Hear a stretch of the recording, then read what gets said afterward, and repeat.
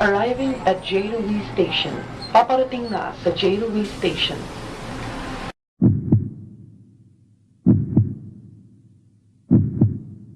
Pangalan ng tao? Hindi. Parte ng katawan? Oo. Sa taas? Oo. Sa taas? Sa mata? Uho? Hindi. Kilay? Hindi. Ilong? Bibig? Hindi. Sa bibig? Hindi. Tenga? Hindi. Hindi. Hindi. Bukod sa bunganga? Hindi. Sa kilay? Buhok to? Hindi. Hindi. Hindi.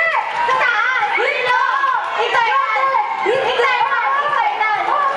Internal? Internal? External? English? Hindi. Tagalog? External? Piling mata kalungap? Kalungap na sa mata? Hindi. Sa ilong? Sa tenga? Sa buhok? Sa ulo? Nasa ulo? Nasa ulo? Nasa ani? Hindi. Buhok? Hindi.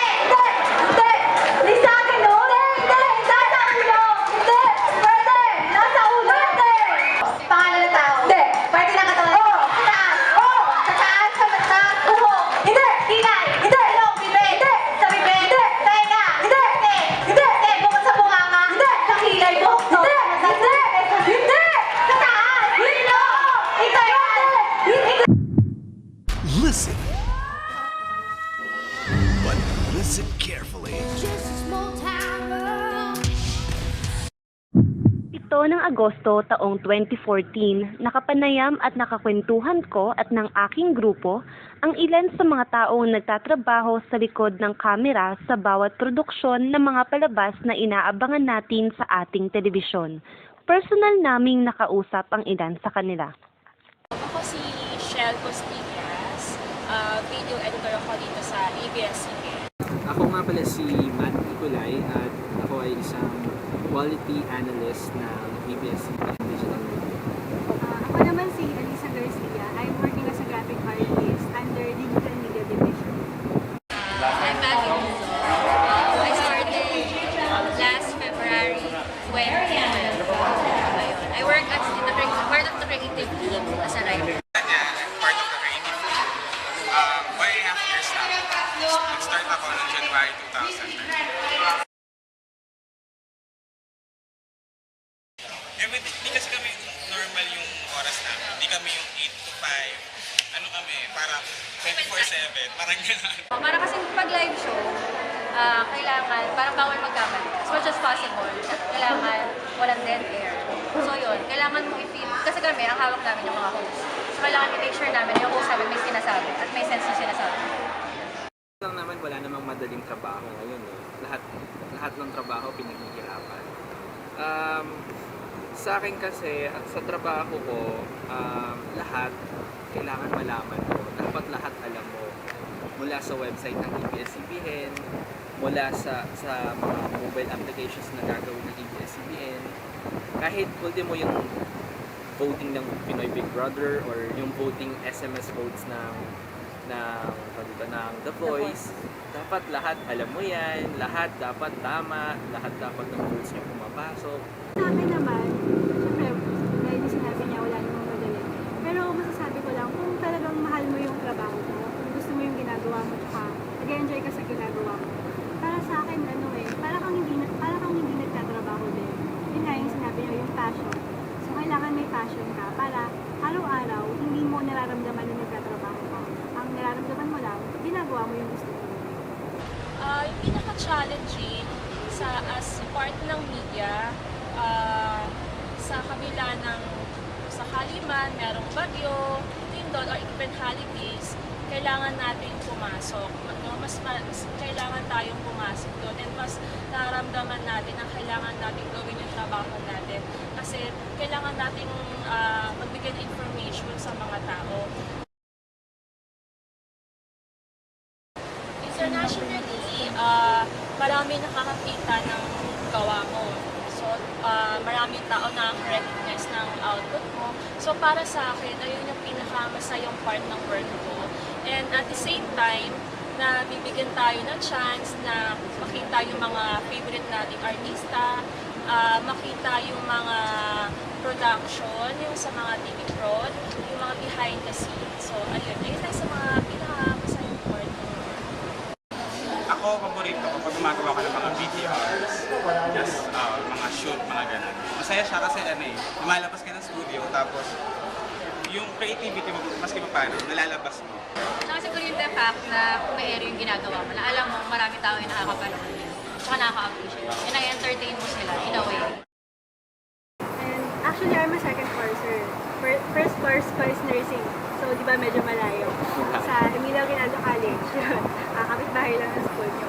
Pero sabi ko, hindi ito yung ano ko eh. Hindi ito yung dream job ko. Hindi rin, kung mapunta man ako sa hospital, hindi rin yun yung dream company ko. So, ginawa ko, pinurso ko kung ano talaga yung gusto ko. So, nag-aral na din ako ng multimedia arts, major in web design and animation sa De La Salle College of Shakespeare. And then, ayun nga, after nun, sabi ko, gusto kong pumunta kung saan ko gusto talaga. Saan ako magiging masaya. So, and then, yun nga, luckily din, napunta ako dito, which is my dream company din. So, syempre, ABS-CBN, diba? So, itong pupunta ako din. So, yun, dito, na-experience ko na, marami akong na-experience na akala ko hindi ko magagawa. Like, for example, yun nga, nakapag-events din ako. And then, hindi lang ako gumagawa ng image, gumagawa rin ako ng mga website. So, marami ka rin pwedeng ma-explore, hindi lang yung ginagawa mo. Marami ka pang pwedeng matutunan. Siyempre, factor na din sa isang company na masaya ka kasi gusto mo yung trabaho mo. Masaya ka kasi gusto mo yung mga kasama mo. Masaya ka kasi nag-e-enjoy ka. Sa akin, nag-start ako dito as editor. Video editor talaga ako nag-start dito. Pero, hindi ako kasi nag-stick as gusto ko video editor. Kasi graduate ako from University of the East. Graduate ako doon ng PSIT. So, gusto ko i-pursue yung field ko sa IT field. So, as a video editor, nandito na ako sa ABS-CBN and I know maraming opportunities dito sa loob. Nandito na rin naman ako eh. Naghanap ako ng mga, after 6 months, nagtry ako maghanap ng ibang position na related sa IT. And luckily, ito, natanggap ako as, na-promote ako dun sa position na gusto ko. And, ayun, maraming naging connections. Yun, importante dito yung connection. Kasi, pag nagtrabaho ka sa isang TV network, yan ang dapat maging pundasyon. Kasi ako, as a quality analyst, hindi ako nag-stick as quality analyst ngayon. So, nag-e-events din ako. Marami akong, nag-e-events ako and nag-handle ako ng mga talents. So, for example, ang na-handle ko sila, yung mga kalokalike ng Showtime, si Nicki Minaj, si Glock 9, si Abra, and si Sam Pinto. Nag-e-events kami outside ABS-CBN dahil yun sa connection na nag-gain ko dito. So, marami kang kailangan ma-explore dito. Hindi lang na porkit nagtatrabaho ka na ito ang trabaho mo, yun ka lang. Pero, marami kang pwedeng i-explore dito. Maraming career opportunity sa isang TV network na hindi napapansin ng iba. Kailangan lang talaga maabilidad ka and masipag ka lang talaga. Yun.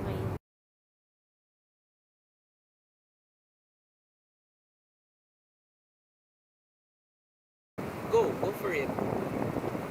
Huwag ka lang susuko kasi mahabang oras ng pag-a-adjust talaga dito. Lalo na kung galing ka sa ibang industry. Kasi parang sa ibang industry mabagal. Ito mabilis. Lahat mabilis. Fast-paced lahat dito. Walang babagal-bagal. Saka, syempre as mascom kayo, tama? Apo. Mascom kayo. Sa nakikita ko dito, ang mga mascom talaga nakikita yan, mga TV prod yan. Ako, experience ko naman sa events. Puro mascom ang kasama ko, pero ako, IT ako. I gain experience din sa kanila. So, parang sa nakikita ko sa kanila, yan yung mga taong wala ng tulog, dyan na mismo natutulog, pero masaya sila. Sa akin personally, kung gusto talaga nilang mag-work sa media, mag-try lang sila, no? Kahit mahirap makapasok sa ganito kalaking company, mag-try lang sila. And at the same time, kung sakali man na maraming challenges silang maranasan dito, kailangan focus lang sila sa goal nila. And ayun, magpatuloy sila kasi napakaganda ng training dito sa media and the same time talagang ma-apply mo lahat ng napag-aralan mo after 4 years sa college.